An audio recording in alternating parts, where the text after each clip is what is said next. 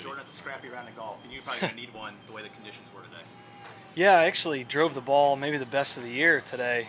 Gave myself a lot of chances with some wedges, and there's a lot of back pins, and just got a little tentative for a few holes, and then I decided to attack 1 on 10 and flew the green, so it was just kind of like couldn't quite get my distance control down on some scoring clubs. But when the wind here is gusty like that and the green depths are so small, it gets really, really tricky. It doesn't take much, and keep driving the ball like that, I feel like I can fine-tune some of those scoring clubs and maybe get a few more looks. Speaking of adapting to this golf course, you knew they were going to try and soften these greens a little bit. Yeah. The forecast of the wind, was it adjusting to the speed today on the greens? Was that an issue at all? Just trying to kind of figure out what they were going to do? It was the entire issue on the difference for me from yesterday to today. I mean, I had, if I hit 18 putts, 14 of them weren't tap-ins, and 11 of the 14 were short. So I just left. If they were missed low, it was because of speed, and a couple were on line short. So that was a little frustrating because they still looked. They almost started to dry out, but then they weren't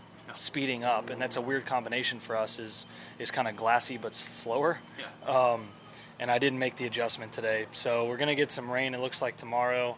I don't know when, but they'll be able to, I think, speed them up a little bit, and hopefully we're able to get these 2 rounds in without too much of a delay. But it seems optimistic given how the driver was acting. You can figure it out on the greens. Yeah, I hope so. I mean, up and down on 18 was big. It's nice to shoot under par, even on a day where you felt like you had to kind of get it around. And it's a tough track. I mean, I don't think I lost any ground shooting 1 under, but in order to go out and capture it, you got to do a little bit better than that on the weekend. See you tomorrow. Thanks. Hey, Jordan, just 1 or 2 more from Yeah. Hey, Jordan, I'm curious if you are a type of player who thinks about peaking 4 times a year. Like, do you subscribe to that thought process? I have in the past, and then I would say over the last 10 years, it's just peak when you can and try and keep it as long as possible. Okay, and then last thing is, like, where on the journey towards peaking do you feel right now? I have clarity on how to get there, and that's really what's important in the game.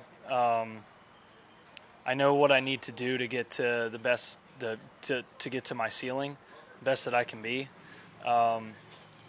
It's hard to progress significantly in some ways while I'm playing tournaments, but it's also hard to get game action at home when you can kind of really try and force some things an extra 10%. But on and around the greens, I feel like I'm there. I have rounds like today off the tee where I'm there. But then like the approach game and the wedge game, which has been pretty solid, wasn't quite. So it's like to get it all really consistent, I just feel like at this point, I'm not focusing on one thing. It's like, hey, what's off? Let's spend a little extra time doing that. And so I think the clarity is what's important in trying to figure out how to get to where you're peaking. And then once you're there, it's about picking a plan that maintains each facet of the game while also saving energy. It's it's tricky. Yeah. Thank you.